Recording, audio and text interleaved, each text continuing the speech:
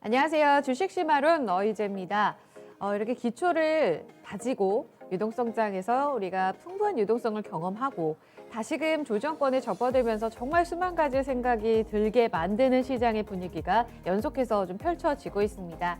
지금 같은 장 포기할 때가 아니다. 우리가 더욱더 실력을 쌓아서 그 다음 장에 또 수익을 대비해야 되지 않겠느냐라는 이야기들 참 많이 듣는데 사실 공감하기 참 어려울 때도 많습니다. 오늘 같은 장 저희와 함께 강의를 통해서 펀더멘탈 그리고 내 체력, 주식 체력에 면역을 다지는 그런 하루 좀 보내셨으면 좋겠네요. 저희가 힘 드리겠습니다. 자, 그럼 오늘 교수부터 만나보도록 하죠. 메리츠증권의 이희권 지점장 함께하는 날입니다. 안녕하세요. 네, 안녕하세요. 자, 시장 분위기부터 체크하겠습니다. 거의 변화가 없는 분위기죠. 3,000선 그리고 890선, 900선 아래에서의 등락이 계속되는 화요일장 이어지고 있습니다. 오전장 대비로는 어떤 분위기가 좀 달라지고 있는지 수급장의 변화들부터 특징주까지 최희정 캐스터 전해주시죠. 네, 오늘까지 양시장이 4거래일 연속 밀려납니다. 코스피의 경우에는 외국인이 팔면서 코스닥의 경우에는 기관이 팔면서 하락세가 지속되고 있는데요. 먼저 코스피 시장부터 체크해 보겠습니다. 코스피 지수는 전거래일 대비해서는 0.7%대 하락입니다. 현재 구간에는 2,973선에 거래되고 있고요. 어제장 이미 3,000선 이탈이 나왔는데 오늘은 추가적으로 더 밀려 내려갑니다. 현재 구간에는 거래대금 동반한 약세 흐름 나타내고 있는데요. 14조 원 넘어서는 거래대금 쏠리고 있습니다. 그럼 분봉으로 넘어가 보겠습니다. 간밤 미증시는 혼조로 거래 마쳤습니다. 그리고 앞서 말씀드린 대로 어제장에 이미 3,000선 이탈이 나왔습니다. 오늘 코스피 지수는 전거래일 종가 부근인 2,989선에서 출발됐고요. 그리고 그 뒤로는 낙폭을 키워가면서 11시 구간에는 2,929선까지 낮아지기도 했습니다. 그 뒤로 낙폭은 줄이기는 했지만 여전히 내림세가 지속되고 있고요. 현재 구간에는 2,974선 지나가고 있습니다. 그럼 수급 함께 점검해 보겠습니다. 어제까지는 외국인 기관이 3거래일 연속 파는 모습이었습니다. 오늘 장에는 4거래일 만에 기관이 매수로 돌아서는 모습인데요. 현재 구간에는 3,100억 원가량의 매수 우위를 나타내고 있습니다. 반면에 외국인은 계속해서 팔고 있습니다. 7,300억 원가량의 매도 우위를 나타내고 있고 개인의 경우에는 오전 장에는 매도 우위를 나타냈지만 현재 구간에는 매수 쪽으로 가닥 잡아 나가고 있습니다. 4,200억 원가량의 매수 우위를 나타내고 있습니다. 이어서 업종별 등락 현황으로 넘어가 보겠습니다. 현재 구간에는 하락 업종이 더 많습니다. 최근 들어서 비금속 광물 업종이 상당히 부진한 모습 나타내고 있는데요. 오늘 장에는 히토류 관련주가 부진한 모습을 나타내고 있고 간밤 테슬라가 급락세를 나타내면서 여기에 영향받은 2차 전지 쪽 포스코 케미칼이 장중에는 8%대 넘어가는 내림세가 집계되기도 했습니다. 그리고 뒤를 이어서는 운수창고 업종이 3%에 육박하는 내림세 집계되고 있고요. 철강, 금속과 종이, 목재 그리고 화학순으로 내림세가 집계되고 있습니다. 이어서 상승하고 있는 업종 함께 체크해 보겠습니다. 철강, 금속 업종 오늘장에는 오름세 나타내고 있지 못한데요. 현재 구간에는 보험과 은행 쪽이 좋은 모습을 나타내고 있습니다. 최근 들어서 금리 인상에 따른 여파로 최대 수혜를 받고 있는 업종들이죠. 보험 업종 그리고 은행, 현재 구간에는 금융업종까지도 0.8%가량의 오름세를 나타내고 있고요. 현재는 통신업종도 1.2%대 상승, 건설업종까지도 1%대 오름세를 나타내고 있습니다. 이어서 시가총액 상위 종목으로 넘어가 보겠습니다. 간밤에 미국 필라델피아 반도체 지수가 5%대 급락하는 모습을 나타냈습니다. 이래서 오늘 오전장에는 IT 투톱 모두 부진한 모습을 나타냈습니다. 삼성전자의 경우에는 외국인이 5거래일 연속 덜어내는 모습 나타냈는데요. 그래도 낙폭 대비해서는 현재 구간에는 저점을 만회하는 모습입니다. 0.4%가량 밀려나고 있고 81,700원 선에 거래되고 있습니다.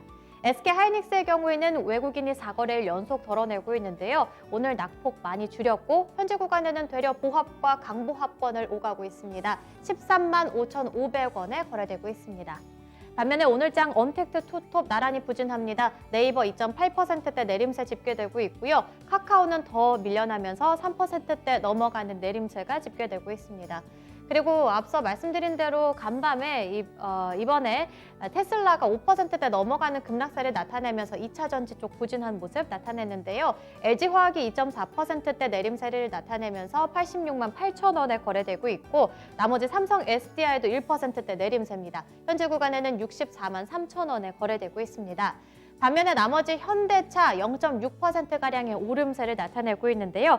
이 현대차 쪽에서는 자동차 판매량이 전년 동기 대비해서는 45%가량 증가했다고 합니다. 코로나19를 뚫고 꾸준한 상승세를 이어가고 있다고 하는데 오늘장 이 소식 반영하면서 이렇게 부진한 시장 속에서는 0.6%가량의 오름세를 나타내고 있습니다. 기아차도 괜찮습니다. 강하지는 않지만 그래도 0.4%대 오름세를 나타내면서 83,200원에 거래되고 있고요. 오늘로써 포스코가 오전장까지만 해도 오름세를 이어가나 했는데 현재 구간에는 상승폭을 반납하면서 4%가량 밀려나는 모습 나타내고 있습니다. 그럼 특징주로 넘어가 보겠습니다. 오늘 대형주 쪽에서는 조선 해운 쪽이 좋습니다. 이달은 수주 소식 때문인데요. 국내 조선 업계는 전 세계를 통틀어서 총 발주 가운데 49%가량을 차지했다고 합니다. 이렇게 세계 컨테이너를 절반가량 수주하게 된 건데 먼저 관련한 종목 함께 확인해 보시면 현대건설기계 체크해 보시면 연 이틀 외국인 기관의 양 매수세가 집계됩니다.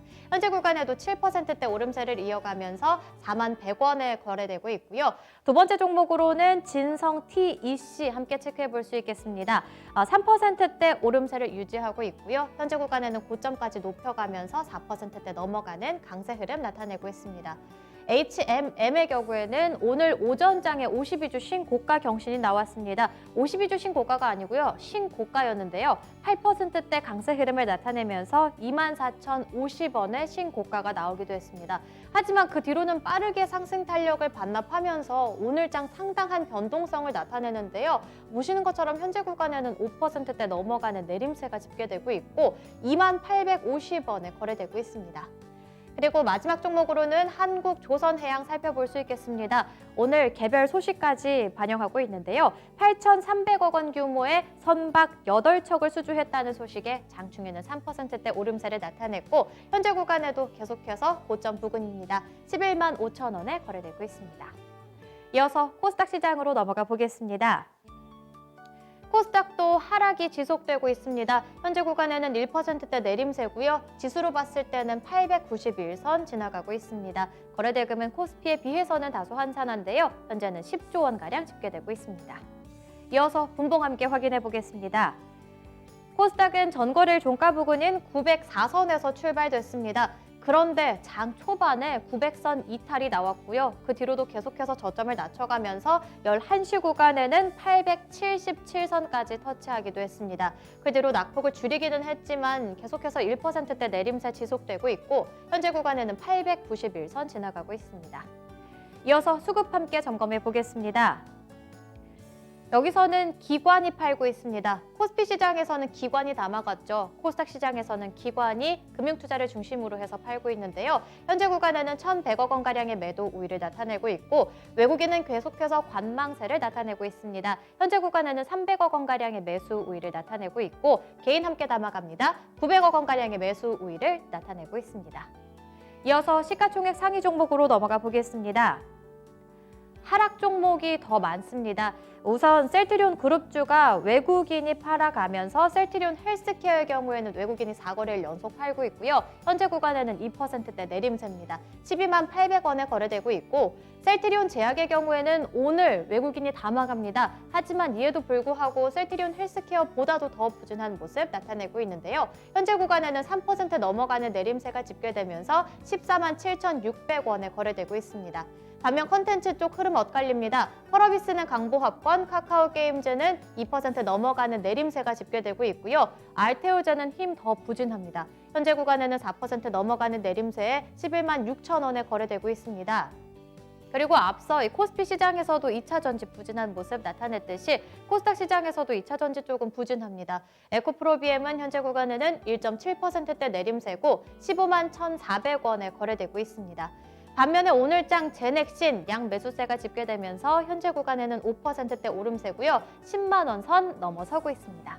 그럼 특징주로 넘어가 보겠습니다.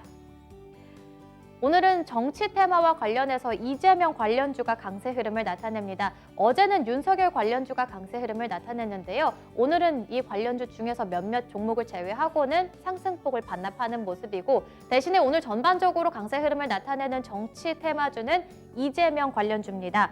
이번에는 이재명 경기도지사가 대선 여론조사에서 지지율 1위를 차지했다는 소식이 전해졌고요. 이로 인해서 관련 종목들 강세 흐름을 나타냅니다.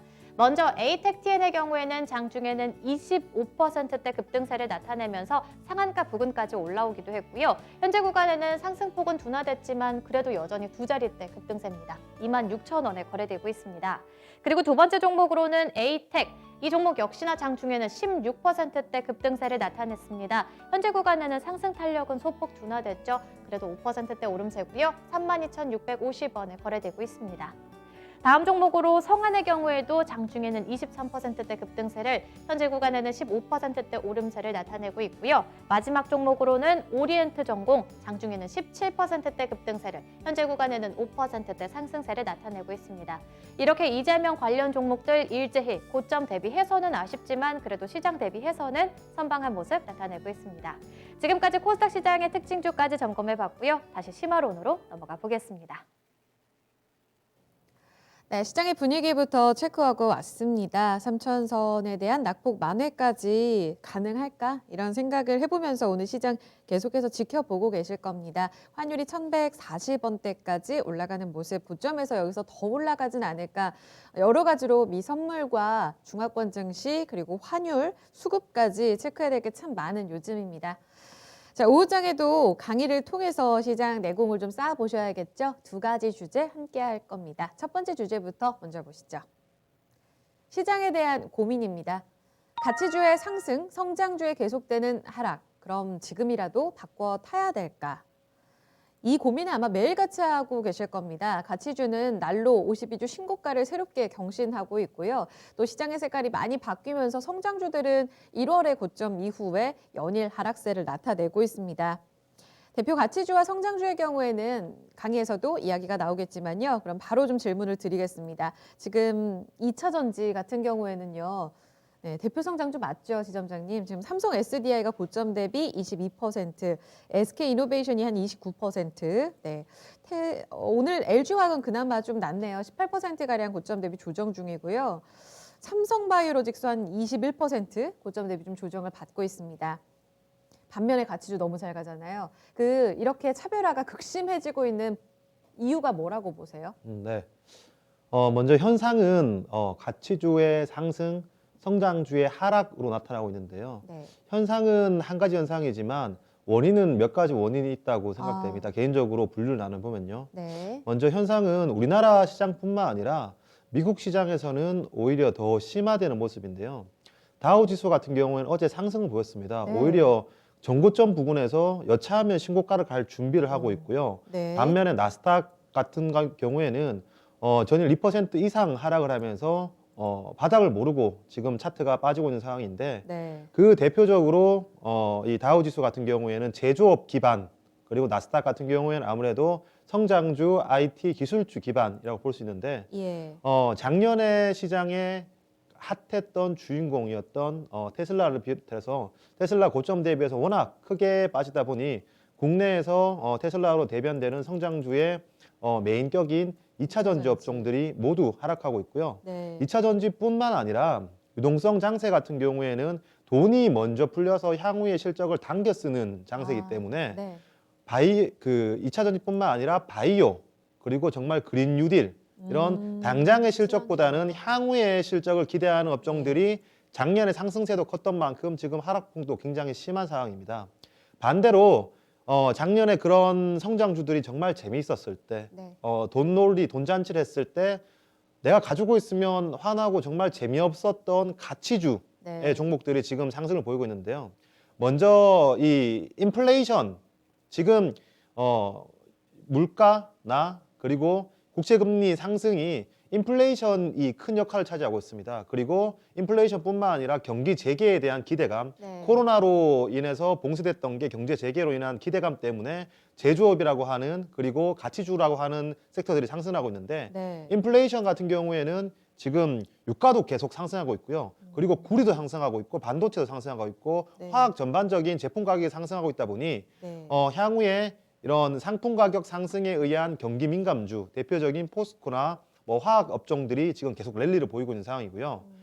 이러한 상품 가격과는 무관하게 네. 기존에 닫았던 지갑을 열기 시작하면서 그리고 잠시 둔화되었던 경제가 작년 3분기 이후부터 올라오면서 그리고 최근에는 생각했던 것보다 가파르게 올라오면서 네. 경기가 재개되면서 관련된 소비 업종들 이는 우리나라로 따지자면 현대백화점이나 신세계 등을 들 수 있고요. 그리고 금리 상승에 따른 금융업종 등 이런 종목들이 전반적으로 상승세를 보이고 있는데 네. 이는 우리나라뿐만 아니라 미국에도 같은 현상을 펼치고 있습니다.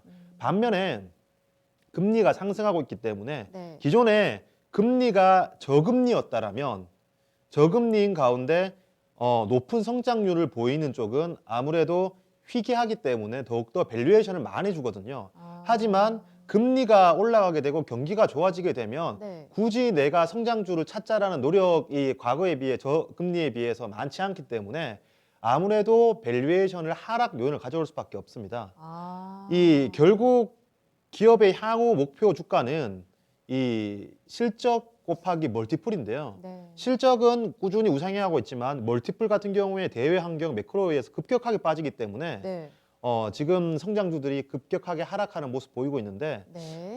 이 같은 원인이 이미 눈에 보이기 시작했습니다. 보이고 이러한 원인이 나타나기 시작했기 때문에 향후에 이어질지에 대해서는 충분히 더 조금 고심을 해봐야 된다라고 저는 생각합니다. 대표적인 지금 가치주의 분위기는 생각보다 굉장히 또 좋잖아요. 여기서 눈여겨보고 계시는 가치주의 움직임에 있어서 이런 종목들은 실적 그 이상으로 경기 재개에 대한 기대감을 또 끌어와서 좀 반영하는 종목들도 있을 거 아니에요. 이쪽에 대해서는 움직임 좀 어떻게 체크하고 계세요? 네. 과거의 인플레이션 사이클, 중국이라는 큰 수요차가 생기면서 우리가 뭐 시크리컬이라고 하는 구 이코노미에 대한 그런 업종들이 크게 대세 상승을 가져갔던 적이 있었습니다. 네. 만약 지금이 그런 그 대세 인플레이션 시대라면 지금이라도 성장주를 팔고 가치주를 사야 될 거예요. 네. 근데 저는 그때와는 성격이 다르다고 생각하고 있습니다. 아. 왜냐하면 지금의 인플레이션, 물가의 상승은 두 가지 요인으로 저는 생각해 보거든요. 첫 번째 요인은 이게 중요한 것 같아요. 과거에 중국이라는 수요처가 생기면서 상품 가격이 유가가 올라가고 화학이 올라가고 철강이 올라갔을 때는 네. 새로운 수요처가 생기기 때문에 공급은 일정돼 있는데 수요가 급격하게 올라오면서 인플레이션이 이루어졌던 겁니다. 그때는 네. 정말 대세 상승이 2, 3년 동안 이루어졌죠. 네. 근데 지금의 인플레이션 같은 경우에는 과거와 같은 수요 기반의 인플레이션이 아니라 공급 기반의 인플레이션입니다. 그러니까 이 코로나 때문에 공급을 조금 줄이고 톤다운하고 스크랩 한 쪽도 있었는데 네. 생각했던 것보다 수요가 빨리 올라와서 네. 이 쇼티지가 나고 있는 상황인데 충분히 이 같은 상황은 공급을 늘리면 이 수요를 커버가 가능하거든요. 아. 그렇기 때문에 공급을 줄였기 때문에 이런 현상이 발생됐던 거고 네. 공급을 늘리면서도 이 수요의 상승을 못 커버할 만한 상황은 네. 아니기 때문에 이런 수요의 상승이 아닌 수요는 어느 정도 지지부진한데 공급 때문에의 역할이기 때문에 저는 대세적인 상승이라고 생각하지 않고 있고요. 아. 두 번째 인플레이션에 조금 그 정확하게 봐야 될 게 뭐냐면 인플레이션은 이제 YOY도 중요한 영향을 미칩니다. 네. 그러니까 당장에 지금 이 인플레이션 물가가 가파르게 상승하냐도 있지만 작년 동기 대비해서 제품 가격들의 상승이거든요. 네. 우리 굉장히 오래된 얘기 같지만 네. 마이너스 유가 기억나시죠? 기억납니다. 작년 4월 달입니다. 아. 작년 3월이었나 4월 달이었나 아마 4월이었을 거예요. 아마 그때. 코로나 발발하고 나서 맞아요. 바로였기 때문에 3월 내지 4월이었는데 마이너스 유가 그 당시 때 한 달 평균 유가만 하더라도 제 생각으로 20불 이하였던 것 같아요. 그때 롤오버 겹치면서 그렇죠, 예. 물량이 엄청나게. 지금 네. 유가가 60불인데 네. 지금은 그때 생각은 다 까마득히 잊었거든요. 이 YOY로 했을 때 그 마이너스 유가 대비해서 거의 3배 이상이기 때문에 오. 지금 인플레이션 내에 속해 있는 그러한 요소들이 네. 우리가 정말 앞으로 인플레이션이 많아질 거고 상품 가격이 선순환적으로 올라갈 거면 네. 지금이라도 가치주를 사는 게 맞다 생각되는데 저는 그런 측면보다는 네. 오히려 시장이 단순히 수치적으로만 이 일시적인 충격을 회복하는 과정 가운데 크게 해서가 아닌 거 아닌가라고 생각되고 있기 때문에 네. 저는 여기서 가치주는 비중을 축소 그리고 성장주에 대해서는 저점 비중 확대 의견을 드리겠습니다. 결국은 갈아타지 마라 이 말씀이신 것 같아요. 그러면은 지금 이 주식과 현금 비중에 있어서는 어느 정도의 비중을 가져가야 된다고 생각하시는지 방금 해주신 지금 갈아타야 됩니까에 대한 답을 어느 정도 주셨는데 여기에 플러스 알파 전략을 좀 더 여쭤볼게요. 네, 많이들 여쭤보세요. 주가가 어디까지 빠질까요? 언제까지 빠질까요? 2,800까지 빠질까요? 그거는 저는 모르겠습니다. 그거를 답해 줄 수 있는 사람이 과연 있을까 싶고요. 다만 저는 이번에 이런 인플레이션 실질 금리의 상승, 이 결국 인플레이션 플러스 실질 금리가 금리인데요. 네. 이 금리가 올라가고 있어요. 네. 그래서 인플레이션도 이 정말 연준이 원하는 적정 물가 수준, 연준이 말하는 적정 물가 수준은 완전 고용을 통해서 이 소비가 촉진되고 네. 소비가 촉진되면서 기업이 돈을 잘 벌고 이 고용이 더욱더 많아지면서 소비 여력이 늘어나고 내가 조금 더 비싼 제품과 서비스를 사겠어라고 해서 수요에 기반한 인플레이션이 연준이 원하는 인플레이션입니다. 완전히 고용을 딛고 구매력이 정말 그렇죠. 높아지는 예. 그런 상황이요. 근데 지금의 인플레이션은 정말 연준이 원하는 인플레이션일까를 봤을 때 아니고 네. 지금의 고용이 완전 고용일까를 봤을 때 아닌 상황이거든요. 작년 코로나 피크 때 실업률이 한 13%까지 올라갔었나? 네. 지금은 6%까지 빠졌어요. 예. 일각에서는 고용률이 굉장히 좋아졌다라고 하는데 그렇죠.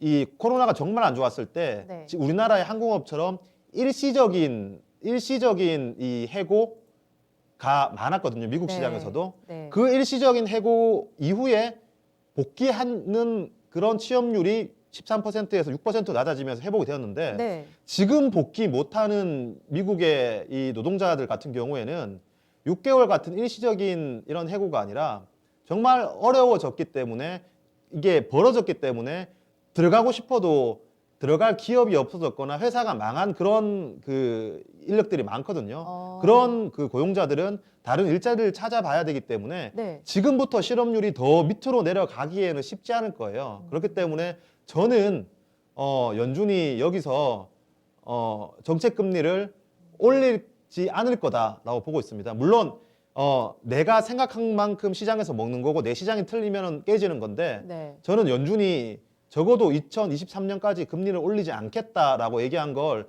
지금 시장에서는 그걸 못 믿기 때문에 주가가 빠지고 있는데 네. 저는 그걸 믿기 때문에 믿는 쪽에 지금 베팅을 하고 있는 거고요.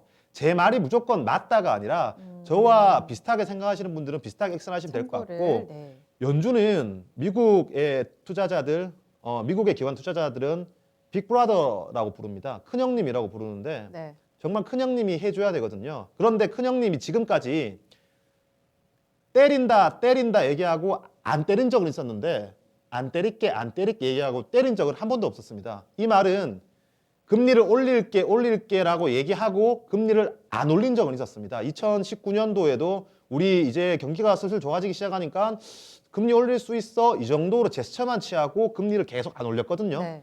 그런데 금리를 우리 안 올릴 거야라고 얘기하고 기습적으로 금리를 올린 적은 한 번도 없었습니다. 그럼 워낙 시장에 큰 충격을 주기 때문에 네.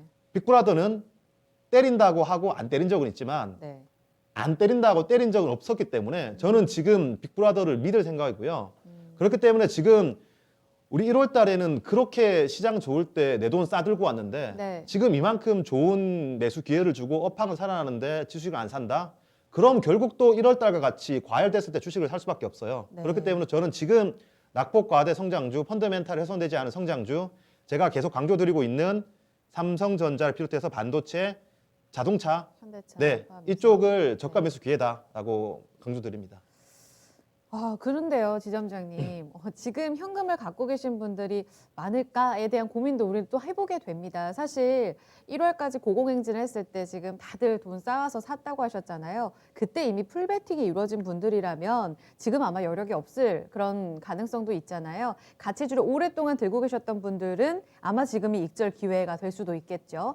지금 이렇게 혼란스러운 분위기에서 가격 전략을 어떻게 세워야 될지 가치주 갖고 계신 분들은 지금이 익절 타이밍이라면 이걸 팔고 뭘 사야 될지에 대한 추가적인 답도 주셔야 될 것 같고요. 일단은 국채금리가 계속 가파르게 오르고 있기는 하잖아요. 이것이 변곡점을 만들어내서 언제쯤 진정될지에 대한 힌트도 어떻게 보시는지 이렇게 두 가지 한번 여쭤볼게요. 네.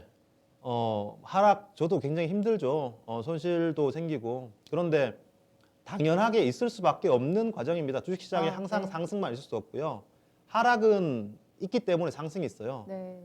우리가 작년 하반기에 돈을 벌 수 있었던 이유는 작년 상반기에 큰 하락이 있었기 때문에 작년 하반기에 큰 돈을 벌 수 있었고요. 앞으로 돈을 벌기 위해서는 꾸준한 상승만으로 돈을 벌 수 없습니다. 네. 하락이 있어야지 돈을 벌 수 있는 상승장이 있을 거고요. 네. 작년 하반기에 성장주가 1승이라고 한다면 이번 상반기에는 가치주가 1승을 했죠. 유동성 장세가 지금 실적 장세로 넘어가는 이 과도기 구간, 성장통 구간이라고 생각하고 있습니다. 네. 결국 실적 장세가 이어지면 1대 1인 상황에서 어떠한 쪽이 이길까? 미래의 주가, 프라이스 P는 미래 12개월 포워드 EPS 네. 곱하기 멀티플이거든요. 예. 이게 저는 가장 핵심이라고 보는데 네, 네. 유동성 장세는 당장 EPS보다 멀티플을 먼저 봤고요. 네. 최근에 가치주 랠리에서는 이 EPS의 상승을 먼저 봤습니다. 저는 이제 가치주라고 하는 종목들이 이만큼 올라왔는데 정말 가치주라고 부를 만큼 싼가에 대해서는 아직 싸지 않다라고 생각되고 성장주임에도 불구하고 향후의 성장 대비해서 가치주라고 얘기할 수 있을 만큼 싼 종목도 있다고 생각되거든요. 네. 이제부터 본 게임일 때는 이 EPS와 멀티플이 함께 증가가 되는 섹터가 저는 간다라고 보는데 그게 반도체와 자동차라고 봅니다. 왜냐하면 반도체는 지금 삼성전자 반도체 가격 좋다라는 거는 제가 말씀 안 드려도 알 거고요. 그럼 삼성전자한테 멀티플을 뭐 더 줄 수 있나? 과거에 비해서 삼성전자가 달라진 게 뭔가? 주주 완화 정책이 계속 좋아지고 있죠. 그리고 파운드리에 대한 멀티플을 더 주고 있습니다. 파운드리에 대한 매출 비중이 늘어나고 있고요. 네. 지금 쇼티지는 일시적인 쇼티지, 차량용 반도체에 대한 쇼티지, 그리고 오스틴의 한파에 의한 쇼티지지 네. 이게 내년까지 이어질 거다라고 보기는 힘들 거고요. 이런 파운드리의 쇼티지가 지금보다 2분기, 3분기에 더 악화될 것인가를 봤을 때 네. 저는 파운드리 쇼티지가 2분기, 3분기면 더 좋아질 것이라고 보고 있습니다. 그렇기 때문에 삼성전자 같은 경우야 멀티플과 실적이 함께 상승할 수 있는 거기 때문에 다음 장의 주인공은 저는 삼성전자를 비롯한 반도체라고 보여지고 있고요. 네. 더불어서 자동차 같은 경우에도 현대 기아차가 작년 실적 대비해서 올해 실적이 2배가 증가됩니다. 네. 그런데 이 자동차 내연기관만 보다가 이제 아이오닉이 성공하면서 전기차의 비중이 확대되고 있거든요. 네. 멀티플의 일을 확실히 늘려줄 수 있는 그런 시기에 해당됐기 때문에 저는 이번에 다시 실적 장세가 오고 재상승장이 온다라면 이 반도체, 삼성전자, 현대차는 안고 가야 될 종목이라 생각하고 내가 이 종목들이 없다라고 생각하면 일부 저는 변경하기를 말씀드리겠고요. 언제 바닥을 잡느냐? 네. 저도 모르겠습니다. 근데 결국 결자 해지죠. 이 재정 정책, 통화 정책을 펼치는 두 주체가 해결해 줘야 될 것 같은데 네. 지금 금리 올라가는 것 중에 하나가 이 지금 바이든이 굉장히 돈을 강하게 풀고 있기 때문에 돈을 푼다는 것은 국채를 발행한다는 것이기 때문에 국채가 발행한다는 것은 금리를 더 올릴 만한 이유거든요. 이번에 이 바이든이 1.9조 달러 부양책에 서명을 하면 이제 1.9조 부양책 서명했어. 금리 이제 더 본격적으로 달러 아니 국채가 나오는 거 아니야? 더 오르는 거 아니야라고 생각하는데 그렇죠. 저는 서명하기 직전에 그러한 과정들을 미리 반영했다라고 생각되고 있고 서명하는 순간 기정사실화 효과 때문에 국채는 안정화될 것으로 보고 있습니다. 옛날에 우리 이런 IT 기업들에 대한 제재 그리고 그린 뉴딜 종목들에 대한 활성화가 바이든이 당선이 되면 이루어질 것이라 봤는데 네. 바이든이 당선되자마자 네이버, 카카오는 바닥을 찍었고요. 그린 뉴딜 종목들은 고점을 찍었습니다. 맞아요. 저는 마찬가지 현상이 지금 국채에 나타날 것으로 생각되고 선반영이다. 있고 그리고 FOMC 네. 분명 연준이 FOMC에서 어떠한 제스처를 취해줄 것이라 기대하고 있는데 네. 파월이 어떤 얘기하거나 또는 FOMC에서 어떤 게 나와서 오르기보다는 네. 시장은 항상 똑똑하고 선행하기 때문에 FOMC가 뭐가 나올 것 같다 또는 파월이 어떤 얘기를 할 것 같다라고 하면 미리 주가가 올라갈 겁니다. 네. 미리 2, 3%씩 올라가서 지나고 보니 FOMC에서 어떤 호재가 나오고 파월이 어떤 얘기를 하고 네, 네. 그러니까 그 알 수 없기 때문에 지금은 이번 시장이 계속 하락 국면으로 간다기보다는 시간을 두고 신고가로 갈 가능성이 많기 때문에 저가 분할 매수를 가져가야 되고 마인드 자체를 1월 달 마인드보다 굉장히 침체된 마인드를 가지면 안 될 것 같다라고 다시 당부 말씀드리겠습니다. 알겠습니다. 변곡점을 만들 수 있는 두 가지 재료로는 바이든의 부양책 서명 그리고 FMC 이를 앞둔 시장의 어떤 자금의 변화라고 볼 수 있을 것 같습니다. 그리고 나서의 시장 분위기가 바뀌게 된다면 멀티플을 좀 상향 조정해주던 유동성 장만큼은 아니더라도 어느 정도 멀티플 상향 조정이 가능한 이런 성장주와 가치주의 성격을 함께 갖고 있는 실적주도 가능하게 볼 수 있는 이런 두 가지 요소를 갖고 있는 종목들로 편승해서 가는 것이 그 다음 시장에서 이길 수 있는 방법이다. 그래서 전략은 반도체와 자동차로 압축해 봅니다. 첫 번째 주제에 대한 강의 내용 먼저 마무리 짓고요. 두 번째 주제로 넘어가 보겠습니다. 네, 우주산업 관련주들의 하락세가 심화되고 있습니다. 원인과 전망에 대해서 좀 짚어보죠. 2차 전지 이야기 작년 이제 강했다 말씀해 주셨잖아요. 자동차, 자율주행, 그리고 새롭게 올해 들어서 빛을 발했던 이 새로운 테마가 우주산업 테마 아니었습니까? 테슬라와도 함께 괴를 같이 하면서 고공행진했는데 요즘 고점 대비 한 20%가량 빠지는 종목들이 대다수입니다. 어찌 보면 일본의 성장주 조정과도 연결이 될 것 같아요. 일단은 이 관련 종목들이 이렇게 약한 이유에 대해서 좀 먼저 해석을 들어볼까요? 네, 두 가지 원인이죠. 대표적인 성장 섹터였고요. 그리고 이번 그 수급적인 요인이었던 아크 인베스트먼트의 ETF 펀드의 수익률이 굉장히 부진하면서 향후에 그 아크 ETF와를 계를 같이 하는 네. 성장주가 잘 될 수 있을까에 대한 노이즈로 작용하고 있습니다. 네. 우주 산업 같은 경우에 제가 이 주식 심화론 가장 첫 시간에 올해 초에 가장 강조를 드렸던 그런 섹터인데요. 예, 맞아요. 그럼에도 불구하고 지금 성장이 꺾였을까? 그리고 이런 그 투자, 이 산업에 들어가는 투자 금액이 줄어들었을까? 산업이 늙었을까를 봤을 때는 아니거든요. 지금 작년에 2차 전지 좋았죠. 근데 작년에 2차 전지 좋기 전에 17년도였나요? 17년도에도 2차 전지는 제가 17년도인지 기억이 안 나는데 이번 작년의 랠리가 네네. 1차 랠리가 아니었고 맞습니다. 3차, 네. 4차 랠리였다는 거죠. 예. 1차, 2차, 3차 랠리 있었는데 그때 조정 구간 때마다 2차 전지는 이제 끝났어. 2차 전지 전기차 누가 타겠어? 하지만 그렇게 얘기하는 분들이 랠리의 고점에서 다 사고 있죠. 지금도 저는 2차 전지가 결코 끝나지 않았다고 봅니다. 왜냐하면 캐파 계속해서 늘리고 있고요. 네. 지금 전기차 확대되고 있는데 캐즘이라고 하는데 저희 하우스의 그 전략 담당하시는 분이 이제 계속 말씀하시는 건데 캐즘이라고 캐즘. 시장 침투율이 16%를 넘는 순간 그 보급률의 속도는 16% 이전과 너무 상반된 속도로 빠르게 보급이 된다는 거죠. 예를 들어서 PC의 보급, 우리 스마트의 보급까지는 네. 1%, 2%, 3% 올라가기 힘들지만 그렇죠. 16%가 넘어서는 순간 16%가 50% 갈 때까지는 너무 빠른 순간에 간다는 거죠. 16%를 넘어서느냐 마느냐 그게 굉장히 중요한 거고 지금 전기차가 내년에 10% 침투율 10%를 네. 예상을 하고 있기 때문에 네. 아직까지 그 이 침투율 면에서 주가가 쇠락했다라고 보기 힘들 것 같습니다. 이 전기차를 괴로 들었지만 우주 산업 또한 이제 돈이 쌓이고 있거든요. 네. 이제 돈이 들어가고 있기 때문에 네. 단순히 수급적인 논리, 이 가치주가 뜨니까 가치주를 사기 위해서 많이 올랐던 성장주를 팔아서 가치주를 산다. 그리고 미국의 아크 ETF가 안 좋으니까 얘네들이 혹시 더 빠질지 모르니까 네. 나는 팔아야겠어라는 매물들이 지금 펀더멘탈을 제외하고 수급적으로 누르고 있고 예. 수급적으로 눌리고 주가가 눌리기 때문에 더 안 좋은 얘기가 나타나고 있는데 제대로 이 시장에서 돈을 벌 그 마인드를 가지고 있으면 이럴 네. 때 매수해야 되죠.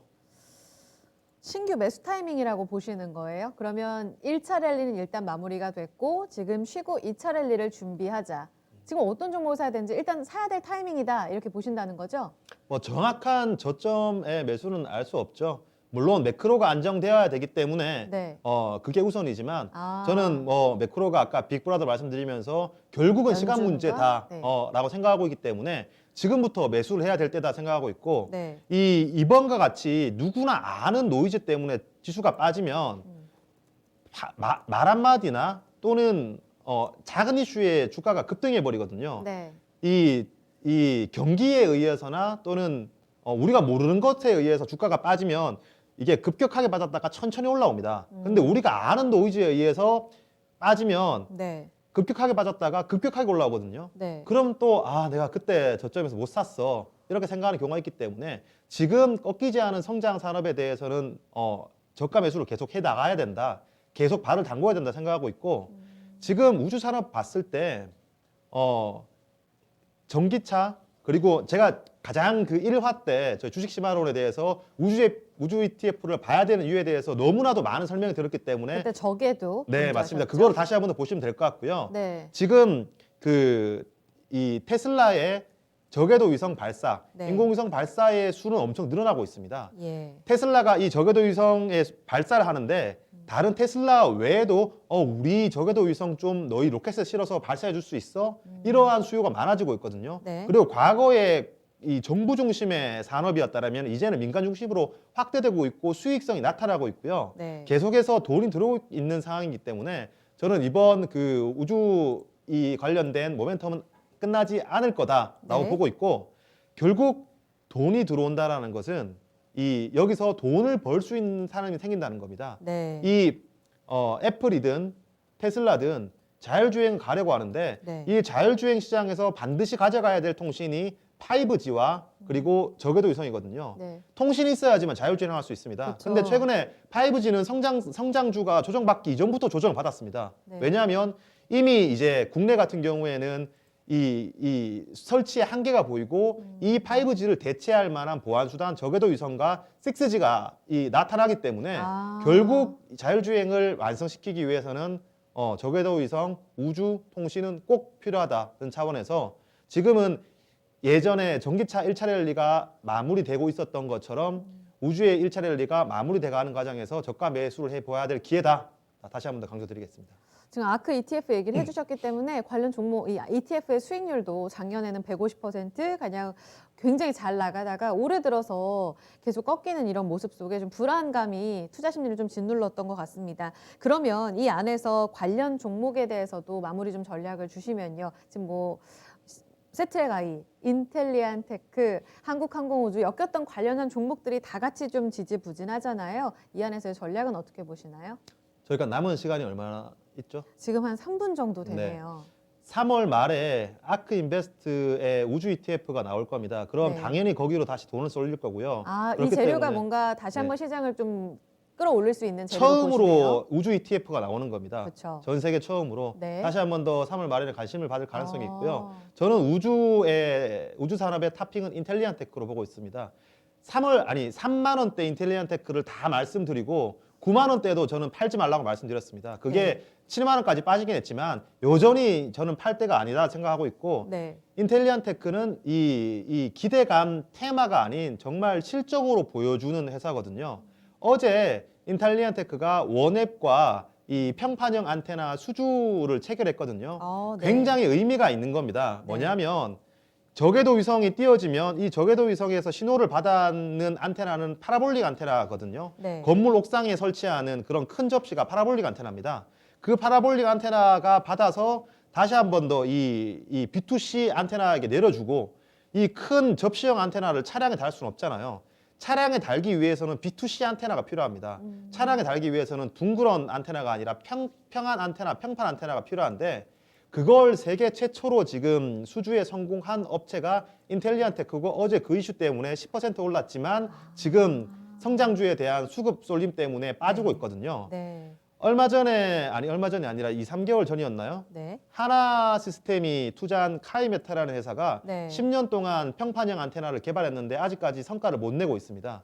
전 세계 처음으로 평판형 안테나를 수주를 성공했고, 인텔리안테크의 고객사가 미 해군, 미 공군입니다. 이미 기술력에 대한 레퍼런스를 확보하고 있는 상황이기 때문에 네. 저는 우주 산업의 핵심은 인텔리안테크라고 생각하고 있고, 내일 CEO가 지금 미국에 계시거든요. 네. 내일 CEO가 10시 30분에 직접 이런 화상을 통해서 최근에 사업 설명이라든가 이런 내용들을 저희 간단하게. 뭐 기관 투자자들이나 애널리스트 통해서 얘기할 거기 때문에 이 CEO가 아무것도 없는데 이렇게 미국에서 바쁜 와중에 나서서 얘기를 하자 할 겁니다. 그렇기 때문에 충분히 이런 수급은 결국 펀더멘탈을 따라가기 때문에 저는 지금이 다시 한 번 더 매수 기회라고 생각하고 있고 여전히 3만 원대 사신 분이든 지금 네. 못 사신 분이든 매수 의견 드리겠습니다.